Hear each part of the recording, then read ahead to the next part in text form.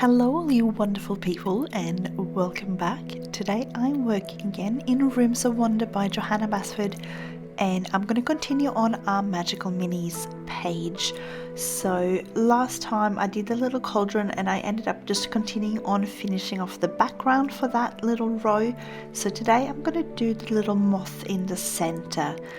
And I'm going to be using my Faber-Castell Polychromos as well as my Derwent Drawing Chinese White. But first I want to get rid of some of those lines on the moth. So I'm going to go ahead now and start with a little bit of titanium white acrylic paint. And I'm just using a tiny little bit, as you can see, and I'm just going to go through the center here of each little wing, and I'm just going to remove the little outlines there, just so I kind of don't want it super patterned. So I want it to sort of match the background a little bit more and have the colors flow into each other a little bit better. So I'm just going to go ahead and remove these little outlines. You'll still be able to see them through, but I'm thinking I should be able to blend my colors better and we won't have all those sort of heavy line work that's sort of in the center here.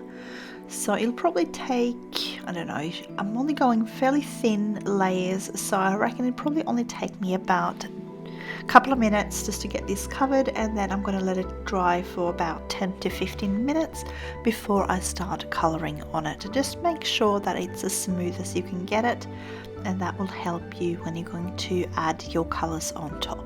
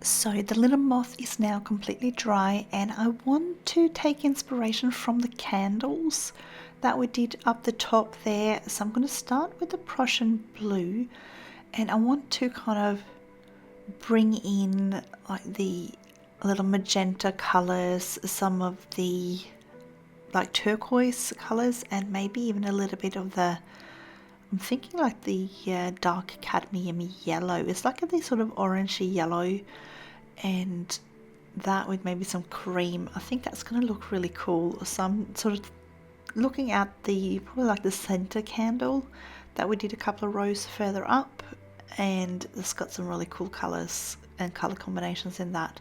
So that's sort of where I'm heading with these little wings.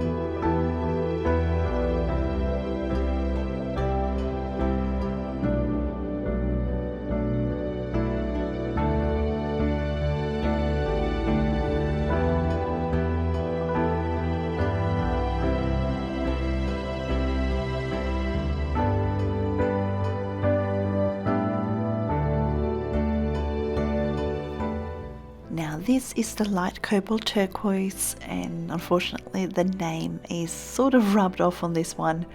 My light magenta is the same, it's the next one I'm going to use I think, and it will be pretty much rubbed off, as well as my dark indigo is starting to look a little bit sad too. So those three colours are the ones with no names on them, just for future information.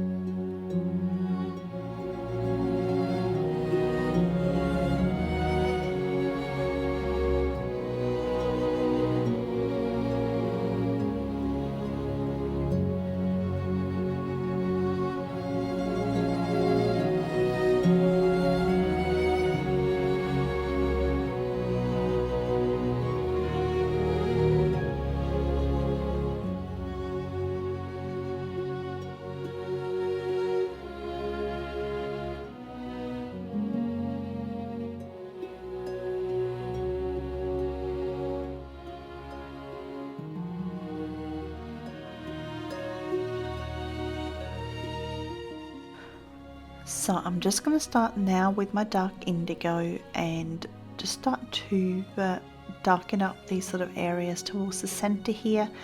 As you can see, I'm kind of going where those lines were, but by using the dark indigo and having all those colors underneath, they're not so like harsh, the lines. So while I'm still using the same lines that Johanna had, I'm sort of softening them up by having used that sort of layer of acrylic paint underneath. And you might ask why I didn't go in afterwards and just remove the lines after I'd colored it in. It's just when I'm removing so much of it, it's just going to be easier to do it in one go instead of trying to do lines, because then I'm going to end up with white lines rather than no lines, if that makes sense.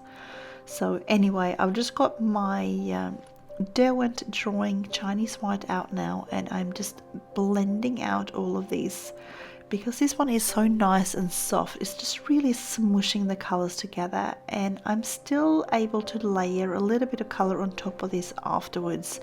So I am pushing down a little bit harder now than what I usually do, and just really smushing it all together.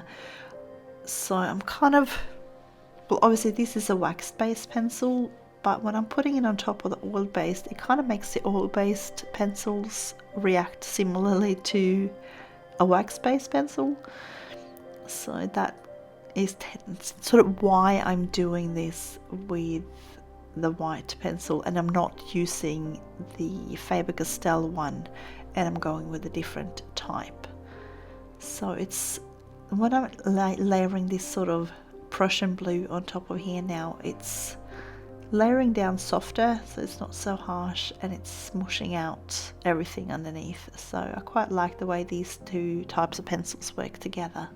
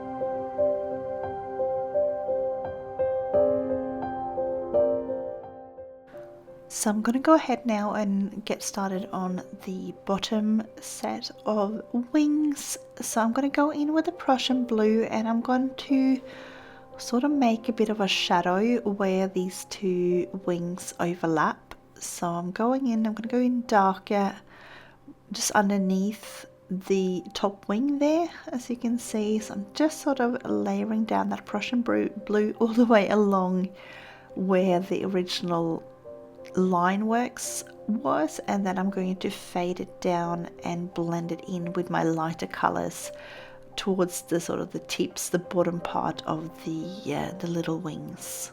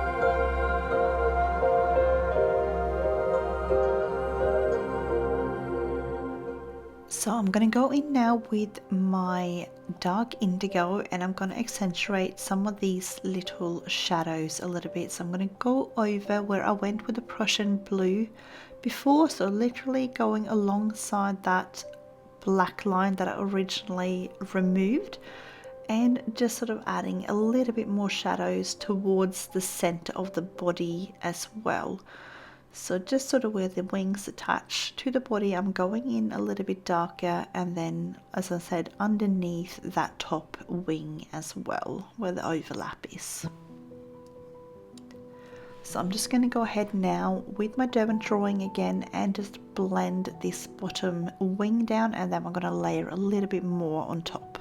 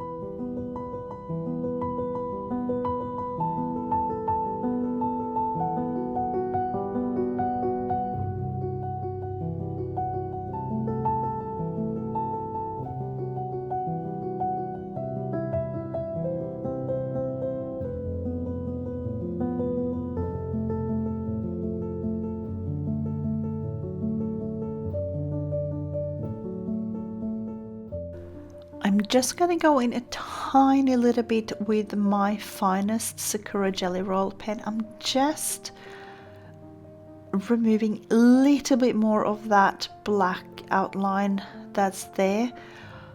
I just found, especially where the yellow and my cream tones were, it was just a little bit too much that was shining through. So I'm just sort of going in there now and just removing that. And I'm also going to remove, or at least sort of reduce down a little bit the edges here, especially where it's nice and light colors of these wings, just so that we don't have that sharp black line there.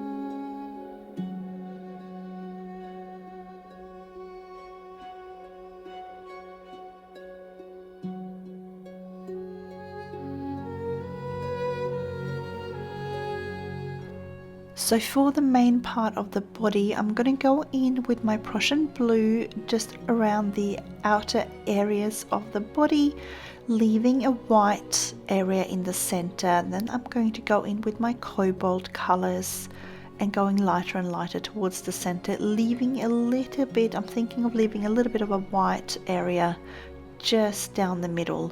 So I'm still, you can see very gently, you can see those sort of black lines that I've removed here, and I am going in a little bit to those.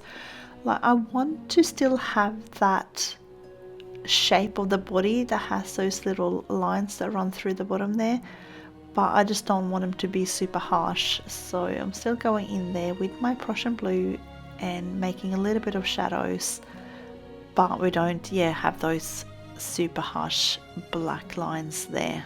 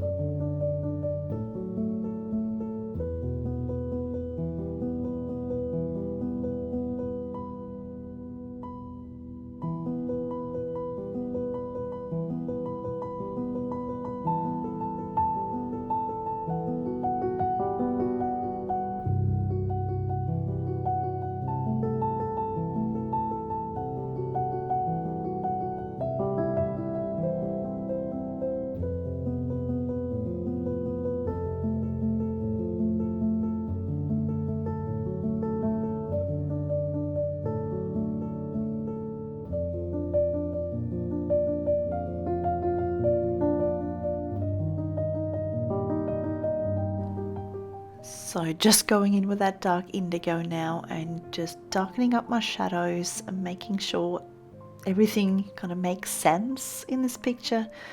And as you noticed, I haven't really used much black in this picture at all for my shadows. My darkest tones here have on this whole page pretty much have been my dark blues, and it just makes for a little bit more, I don't know how to describe it, just makes the shadow not so harsh. It's a little bit more harmonious, if that makes sense. It'll goes in nicer with the background and everything as well.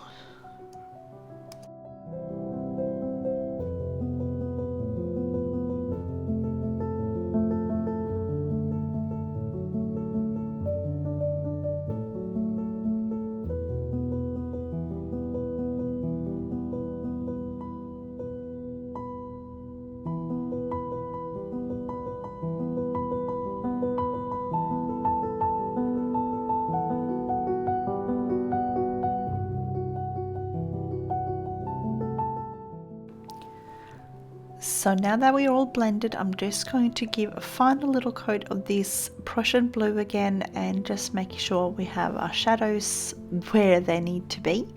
And then we're actually done. I hope you enjoyed the video today. I did add in some B-roll for once. I haven't done those before, so I hope you enjoyed that. Please let me know in the comments below how you liked the format of the video today. Here is our moth all finished. I do like the way the wings and everything turned out on this one and kind of tied in with the candles up the top. So thank you all so much for following along here with me today. I wish you all a very colourful day, and I hope to see you again next time.